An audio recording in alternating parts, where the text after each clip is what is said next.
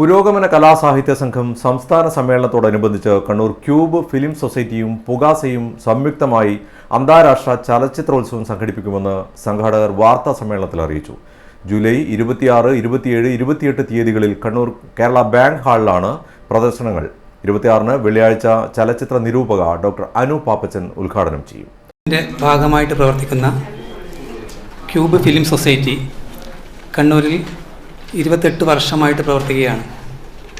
എല്ലാ വർഷവും ചലച്ചിത്രമേളകൾ, ചലച്ചിത്ര ആസ്വാദന ക്യാമ്പുകൾ, കുട്ടികൾക്കായുള്ള പ്രത്യേക പാക്കേജുകൾ തുടങ്ങിയ നിരവധി പ്രോഗ്രാമുകൾ ഇതിനകം ഫിലിം സൊസൈറ്റി അവതരിപ്പിച്ചിട്ടുണ്ട്. ഈ വർഷത്തെ ക്യൂബ് ഇൻ്റർനാഷണൽ ഫിലിം ഫെസ്റ്റിവൽ നടത്താൻ ഉദ്ദേശിക്കുന്ന ഈ സാഹചര്യത്തിൽ തന്നെയാണ് പുരോഗമന കലാസാഹിത്യ സംഘത്തിൻ്റെ 13ാമത് സംസ്ഥാന സമ്മേളനം കണ്ണൂരിൽ നടക്കുന്നത്. അതുകൊണ്ട് ക്യൂബിൻ്റെ ഈ വർഷത്തെ ക്യൂബ് ഇൻ്റർനാഷണൽ ഫിലിം ഫെസ്റ്റിവൽ പുരോഗമന കലാസാഹിത്യ സംഘവുമായി ചേർന്ന് സംയുക്തമായി വലിയ ജനപങ്കാളിത്തോടെ നടത്താനാണ് ഞങ്ങൾ ആലോചിച്ചിട്ടുള്ളത്.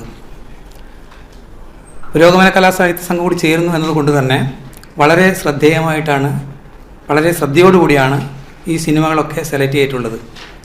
ഒരു പ്രത്യേക പാക്കേജിൻ്റെ ഭാഗമായി വെള്ളിത്തിരയിലെ സമരജ്വാലകൾ എന്ന പേര് നൽകിയിട്ടുള്ള സിനിമ പ്രദർശനമാണ് 3 ദിവസങ്ങളിലായി 26, 27, 28 തീയതികളിലായി കണ്ണൂർ നടക്കുന്നത്. ഇതിൽ പ്രധാനമായും പ്രതിരോധം, സമരം, അതിജീവനം എന്ന പ്രമേയമുള്ള സിനിമകളാണ് പ്രദർശിപ്പിക്കുന്നത്.